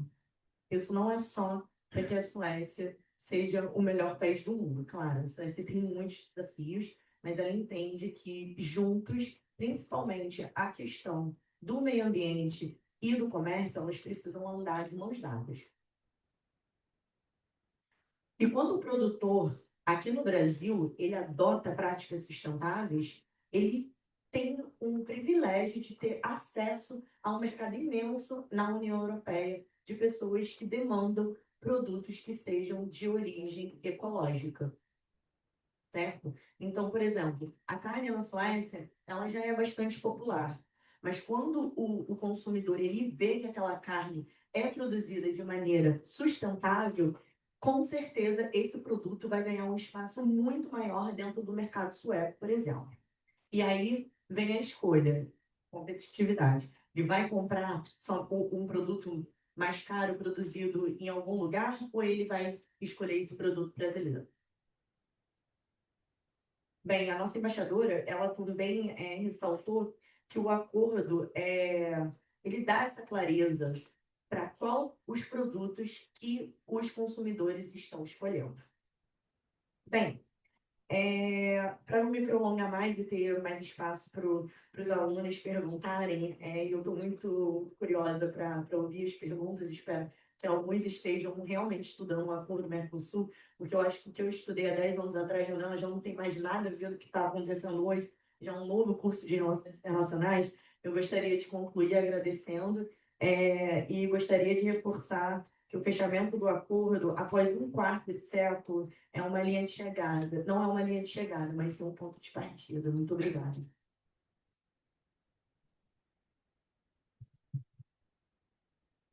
Muito obrigado, Letícia. Me peço desculpas pelo pequeno erro no protocolo diplomático, mas eu acho que é uma digna representação da posição da Suécia. Muito obrigado. Então, agora nós temos um pouquinho de tempo, né, para perguntas ainda. Eu acho que a gente pode pegar as perguntas em bloco. Eu também, para ninguém se assustar, a gente não vai fazer uma rodada, não vai poder, infelizmente, fazer uma rodada de respostas da mesma forma como a gente fez agora, então a gente também vai simplesmente pontualmente, né, pedir aqui os membros da mesa de responderem, mas se alguém tem uma pergunta, por favor, a gente pode dar uma boa aqui. Vamos pegar essa por enquanto e depois a gente vê. Por favor.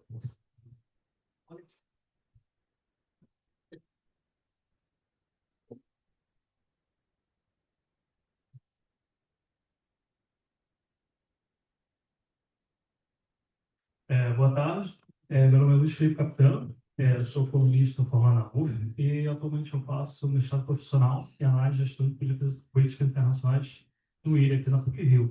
Eu tenho duas perguntinhas para os senhores e senhoras também, e vou tentar ser breve, já que eu anotei aqui certinho. O acordo preservou instrumentos políticos industrial, setores estratégicos como saúde e agricultura familiar, mas manteve a abertura de campos governamentais para setores industriais mais amplos, sem garantias equivalentes de conteúdo local ou desenvolvimento tecnológico. Considerando que países como Coreia do Sul e China utilizaram compras públicas como alavanca central de sua industrialização, os senhores não acham que o Mercosul abre mão de um instrumento decisivo justamente nos setores onde ainda precisa construir capacidade produtiva? E o segundo, que é sobre as causas ambientais. O acordo traz causas ambientais e regulatórias mais rígidas para acesso ao mercado europeu, mas não prevê mecanismos equivalentes de transferência tecnológica ou desenvolvimento industrial conjunto. Isso não pode levar a uma integração regional em que o Mercosul se adapte às exigências europeias sem ganhar capacidade tecnológica proporcional? É isso. Muito obrigado. Obrigado. Vamos continuar colecionando um pouquinho. Aqui em cima tinha umas duas coisas.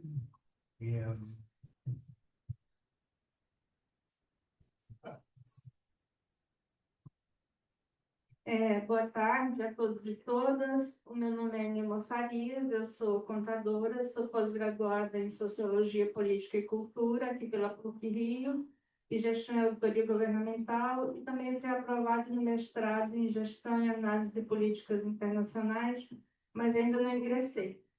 A minha pergunta, a questão do acordo, foi falado também sobre que envolve os minerais críticos, né? Que foi falado também que hoje os minerais críticos estão como era antes o carvão e o aço. E o Brasil é um grande detentor de minerais críticos, mas o Brasil não detém a transformação dos minerais críticos. E eu gostaria de saber como estão os países da União Europeia em relação a essa transformação dos minerais críticos, que o Brasil tem uma certa dependência. E esses minerais, quando eles são transformados, eles são indústrias, mas depois, para revenda, eles são comércio. Como seguir isso dentro do Mercosul? Obrigado. Olá, boa tarde a todos. Meu nome é Davi Carneiro, eu sou aluno do bacharelado do 5º período em Relações Internacionais. E a minha pergunta vai ser mais direcionada aos representantes da Alemanha, da França e da Suécia, mesmo que eu mantenha a pergunta aberta a todos.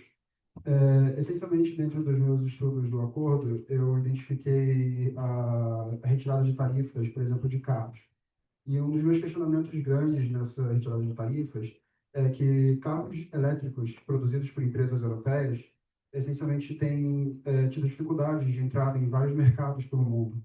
E a retirada de tarifas assim poderia ajudar essas empresas, as empresas europeias, a, por exemplo, montar um mercado mais forte, tanto na América Latina quanto no mundo, deparado assim, diante de um crescimento assim do mercado de veículos elétricos e também do crescimento grande da China e da dominância da China no mercado de carros elétricos. Então, a minha pergunta é bem direcionada a isso, se esse acordo pode ser um reforço ao mercado e um reforço ao mercado tanto europeu aqui, de empresas europeias aqui no Brasil, quanto na América Latina como um todo e quanto no mundo.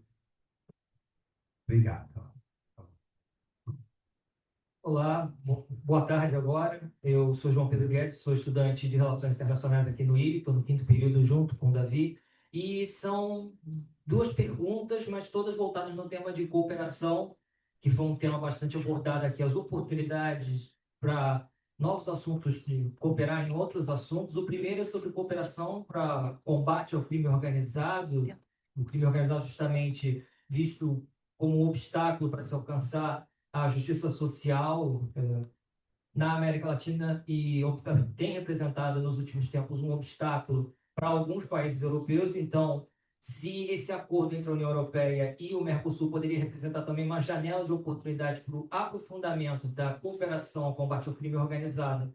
E o segundo é mais também sobre a questão das terras raras. Recentemente, na verdade ontem, a Câmara dos Deputados aprovou o projeto de lei que estabelece a Política Nacional de Terras Raras, com o objetivo justamente de promover sua exploração e o desenvolvimento nesse ponto setorial. Então, a pergunta é se a União Europeia também poderia promover uma cooperação maior na troca de tecnologias ou fomento para a pesquisa e desenvolvimento de tecnologias nos países do Mercosul e no Brasil, especialmente, para justamente o Brasil conseguir desenvolver produtos baseados que tenham matéria-prima, esses minerais raros, que possam ser exportados, por exemplo, para a Europa, para os países europeus beneficiarem desses produtos baseados nos minerais raros. Muito obrigado. Obrigado. Então, como a gente está com pouco tempo, se tivesse uma quinta, a gente poderia ficar assim. Mas, ok, vamos. Talvez a gente vai ter que agrupar. Não, mas vamos agrupar, por favor. Os senhores não consideram a África do Sul e a Índia democracia, não? Obrigado. Quer que nós falar o Brasil, outra democracia, do BRICS, etc. Então, não é, e aí? Acho que teve mais que você. Aí, Boa tarde, meu nome é Maria Fernanda, eu sou do primeiro período de Relações Internacionais. Eu fiquei muito interessada na apresentação de vocês e espero que, quando eu for fazer uma pergunta, não pareça muito óbvio, porque, de fato, eu sou do primeiro período e algumas coisas ainda não foram explicadas. Falando sobre o segundo ponto da consultoria da Bélgica, acho que é a Carolina dela, como seria possível, de fato, ainda mais porque na União Europeia imagino que todos estejam combatendo o nacionalismo, como seria possível, de fato, combater o nacionalismo depois de anos alimentando um sentimento realmente nacionalista depois do período entre guerras? Essa eu descobri.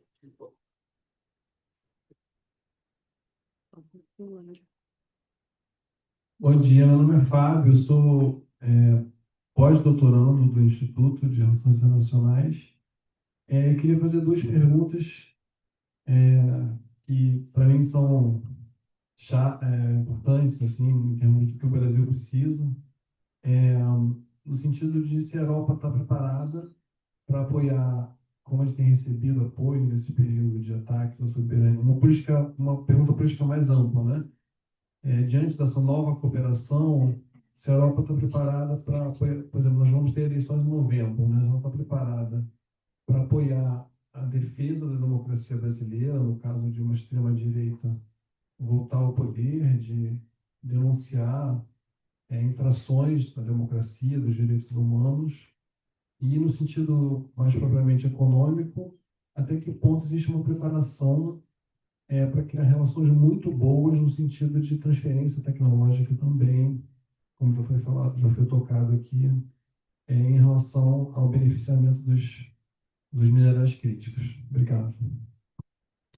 Obrigado. Então, eu tentei fazer aqui uma certa síntese, porque algumas perguntas são sobre temas semelhantes. Então, eu vou oferecer aqui aos colegas cônsules de escolherem vários temas. Então, a gente tem a questão de transferência tecnológica e também a sua relação ou não com tarifas, né, regimes de tarifas no âmbito do acordo Brasil, União Europeia, Mercosul. A gente tem a questão de esquerda de minerais críticos, a gente tem a questão da democracia, que inclui, inclusive, a questão, eventualmente, Acho que essa Sim, exatamente. A questão da África do Sul e da Índia, a gente tem uma questão sobre crime organizado, e, por fim, sobre o nacionalismo como fenômeno, de certa forma. Então, eu acho que a gente até poderia fazer uma rodada, mas uma rodada de 1 minuto cada, se a gente acha possível isso, senão talvez vai ter. Mas aí vamos talvez inverter a ordem, vamos começar justamente com a representação da Suécia. E vai rapidinho, mas tem que ser realmente rápido, porque eu acho que a gente vai ter que liberar essa sala em breve. Bem, eu vou pegar a pergunta sobre a eletrificação dos carros, que foi direcionada a nós e aos colegas da Alemanha e da Espanha, eu acho. Da França, perdão. Então, o Mercosul, esse acordo, ele elimina 91% das linhas de exportação. Então, no caso da Suécia em específico, eu posso dizer que a gente pode contribuir bastante na linha de produção de automóveis pesados, como caminhões, né? Já existem muitas linhas na Suécia que são elétricas e a transferência de tecnologia ela pode ser feita através dessa forma. Além disso, a Suécia também tem uma indústria muito grande de baterias, que é algo que a gente não pensa. Vamos eletrificar tudo, mas e aí? Como que a gente vai pegar essas baterias, né? O Brasil ele já tem a fonte de energia, mas tem vários pedaços da cadeia que a gente precisa pensar. E aí eu acho que é onde a Suécia ela pode entrar com pequenas soluções para ajudar na transição energética por completo. Tá bom. Espero não ter respondido. Excelente. Bom, vou tentar contribuir sobre os minerais raros e o intercâmbio, ao invés do Brasil e dos países do Mercosul exportarem só commodities, exportarem produtos de valor agregado. Sem dúvida alguma, isso é uma oportunidade. Eu até estendo não só o caso dos minerais raros, das terras raras, mas também hidrogênio verde. Não tem muito sentido se um dia isso se tornar realmente economicamente viável, o hidrogênio verde, que ainda há muitas dúvidas sobre isso. Talvez não seja o caso do Brasil e dos países do Mercosul, e eu digo o próprio Paraguai. A gente tem um potencial enorme de gerar hidrogênio verde com Itaipu, quem sabe? É uma possibilidade. Com todas essas eólicas no offshore, poderíamos exportar hidrogênio verde. Mas por que não atrair as indústrias europeias para se beneficiarem dessa energia renovável aqui no Brasil? Na própria região lá do Paraguai, Brasil, né, Paraguai, ali poderia ser um polo industrial, poderia até reduzir muito o crime organizado, até falando sobre crime organizado, né? Porque o que a gente tem que gerar é oportunidade de emprego e renda para o povo brasileiro, para os tirar da criminalidade, em vários bolsões de criminalidade que existem no Brasil e no Mercosul. Então, é fundamental realmente trabalhar em cima da cooperação tecnológica para se produzir também aqui e se exportar produtos de valor agregado para a Europa. Obrigado. Obrigado. Vou tentar falar português. A minerales críticos. Una cosa del acuerdo Unión Europea-Mercosur es que el acuerdo permite asignar acuerdos bilaterales. Durante la reciente visita del presidente Lula a España, España y Brasil asignaron un acuerdo sobre prospección y transferencia de tecnología en materia de minerales críticos. Este acuerdo es posible porque tenemos el acuerdo Unión Europea-Mercosur. Sin el acuerdo Unión Europea-Mercosur, este acuerdo bilateral no sería posible. India y Sudáfrica son democracias masificadas. No Brasil falamos América Latina y Europa. Sim, inicialmente pensei também falar algo sobre minerais críticos, mas já foi suficientemente respondida. Eu acho que a questão sobre preocupações de movimentos de extrema-direita, etc., liga a uma preocupação e talvez é uma questão de encontrar o equilíbrio, e acho que também é uma área onde o Brasil e a União Europeia têm as mesmas preocupações.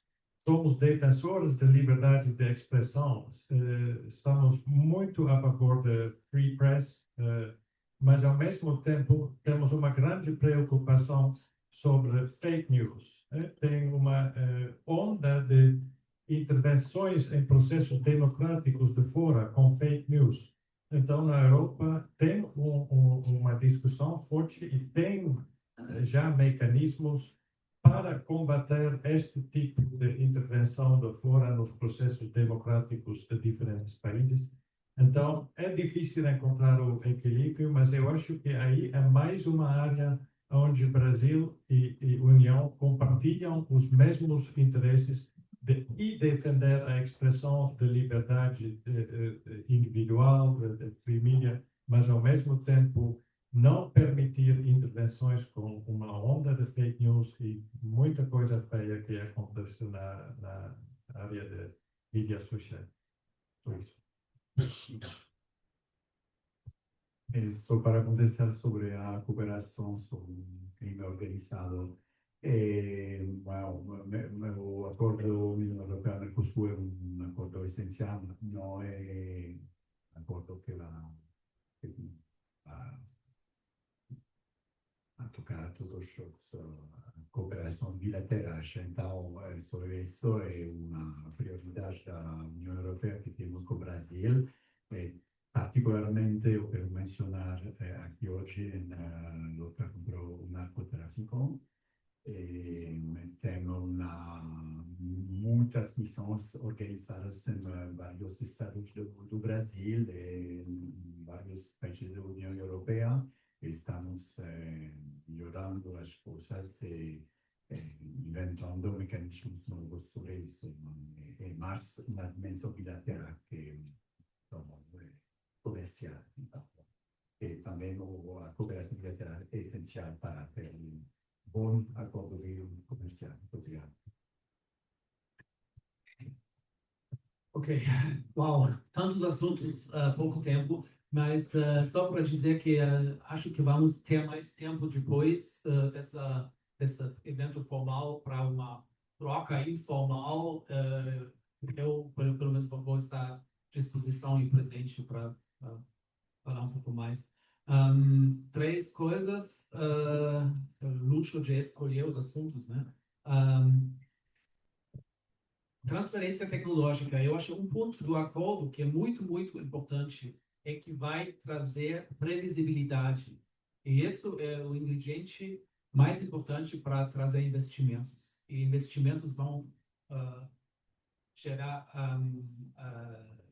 transferência tecnológica, como já aconteceu muitas vezes com empresas europeias que estão presentes no Brasil e que participaram da industrialização do Brasil de uma forma muito importante. Isso acho que é um ponto de suma importância do acordo, porque vai trazer previsibilidade, investimentos e integração de empresas brasileiras, sejam de origem europeia, sejam de origem brasileira, empresas brasileiras nas cadeias produtivas da União Europeia, que é muito importante para a inovação e competitividade. Segundo ponto, a questão da sustentabilidade é uma exigência europeia e como funciona para um país que talvez não esteja no mesmo nível também tecnológico. Eu acho que não devemos olhar, enxergar a sustentabilidade só como uma exigência. Eu acho que é sobretudo uma vantagem de competitividade e todos os pontos de como evitar que seja um custo burocrático muito alto, isso se resolve com cooperação prática e a Comissão Europeia tem um monte de projetos, de programas para justamente lidar com esse desafio. E terceiro, último ponto, só para acrescentar nos minerais críticos, além das cooperações bilaterais, tem também cooperação europeia brasileira, União Europeia Brasil, que está se desenvolvendo com uma negociação de um CRM Partnership, Critical Raw Materials Partnership, justamente com o objetivo de a União Europeia investir e ajudar e impulsionar a transformação das matérias-primas em produtos mais avançados. Tem um exemplo que eu quero mencionar, que é uma empresa entre a Alemanha e o Brasil, que tem uma mineração de lítio em Minas Gerais e, pelo momento, uma transformação na Alemanha. E no meio tem um passo do processo que acontece na China. E isso não pode ser. Então, a ideia é de trazer esse processo de transformação ao Brasil para que aconteça no futuro também em Minas Gerais. Obrigado. Então, eu vou tentar responder a questão. Acho que foi sobre o que eu disse sobre a melhor resposta que nós inventamos. Não gostaria de dizer que no século XX vivemos duas guerras mundiais com milhões de mortos, e a ideia inovadora da época foi colocar juntos, foi estabelecer uma reserva de açúcar e carvão. Por que açúcar e carvão? Porque na época você precisava de açúcar e carvão para fazer a guerra, para rearmar. E se você fazer uma reserva comum, você não pode rearmar sem que os outros países dessa pequena união na época sabem sobre seus planos. Então, acho que foi um pouco o nascimento da ideia europeia, essa união do açúcar e carvão, para reduzir os riscos e os nacionalismos e as guerras, isso gerasse.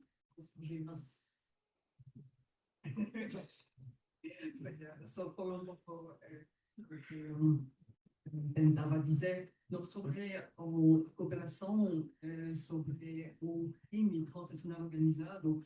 Gostaria de dizer que a Bélgica, mas não só a Bélgica, nós temos uma cooperação forte com os países da América Latina, com o Brasil também, porque na Bélgica você tem um porto que é muito importante, um porto de Antwerp-Bruges, que infelizmente, uma porta de entrada para drogas que vem da América Latina, que vem do Brasil.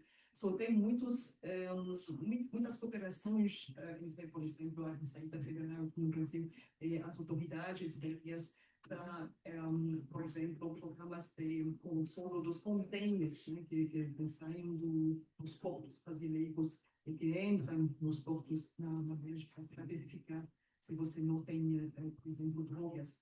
Só tem uma cooperação europeia também para neste assunto preciso, por exemplo, da luta contra drogas. Obrigado. Obrigado. And last but not least, por favor, professora Andrea.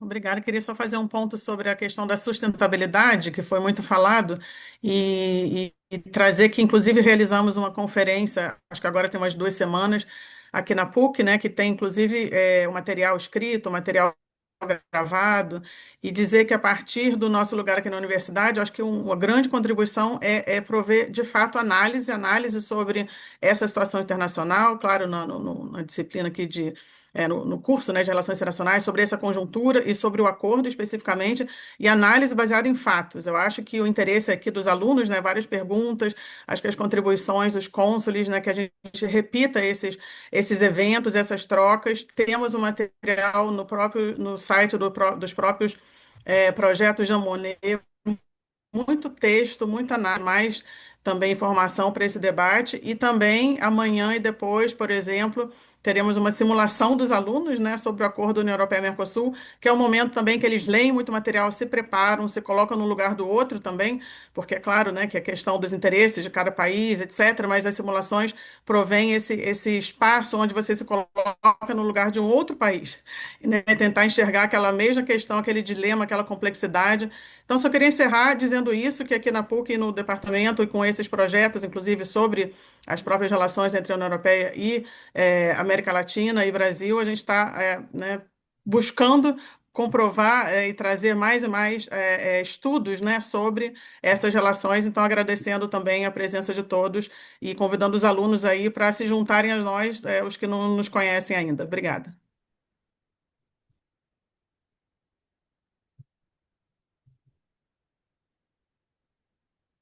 Então, com isso, a gente encerra essa mesa pela ocasião do Dia da Europa, mas antes de encerrar, eu peço mais um grande aplauso, porque o grande idealizador desse evento, o professor Ricardo Oliveira, ficou aqui de lado o tempo inteiro, mas sem ele.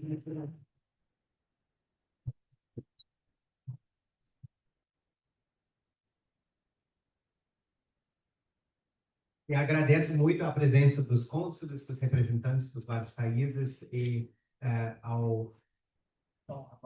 vai ter uma recepção, exatamente, o professor agradece de novo ao professor Kai, professor Ricardo, aqui a presença, a gente continua justamente os debates na recepção. Obrigado pela presença.